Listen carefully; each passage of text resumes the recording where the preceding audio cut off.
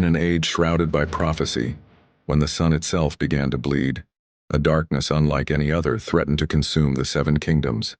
On the edge of an obsidian cliff, Prince Kael, his white cloak a stark contrast to the encroaching gloom, stood resolute. His face, smudged with the dirt of a long journey, was a mask of determination. Beside him stood Lyra, a young girl whose ethereal form seemed to anchor the fading light, her pale eyes glowing with an ancient power. They watched as the sky wept crimson, the dark sun swirling like a vortex in the heavens, pulling all hope into its abyssal core. This was the precipice of their world, a moment of epic scale painted against a canvas of dramatic, swirling clouds, where the fate of everything they held dear would be decided. The Eclipse King was coming, and their only hope lay in a forgotten legend. Their quest led them to the heart of a hidden sanctuary, where the very air hummed with magic. Here, the forging commenced. 7 stones of legend, each a different, vibrant color, floated in a perfect circle. A sun-kissed gold, a deep ocean blue, a stormy gray, a vibrant forest green, a lustrous pearl, a shimmering silver, and a fiery, defiant red.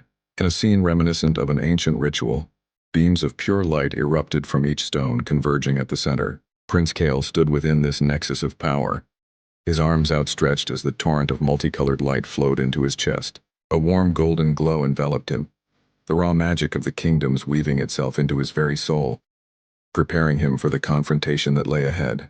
Lyra watched, her glowing eyes reflecting the spectacle, a silent guardian to this sacred world-altering rite. With the power of the 7 kingdoms now part of him, Kael ventured alone into the realm of darkness, a place where reality itself frayed at the edges. He found the Eclipse King upon a throne of frozen shadow, a being not of flesh but of pure sentient void.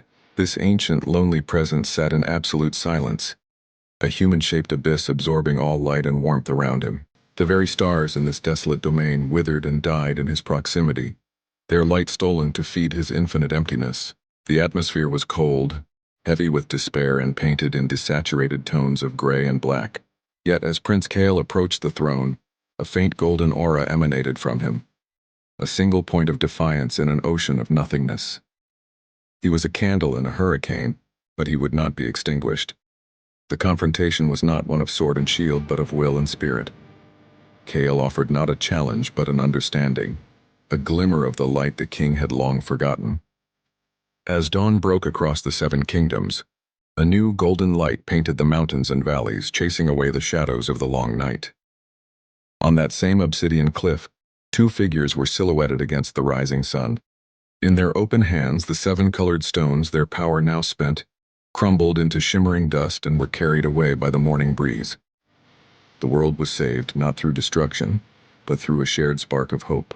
As Prince Kael and Lyra watched the final dawn, they knew that even the deepest darkness could not withstand the warmth of a single, determined light.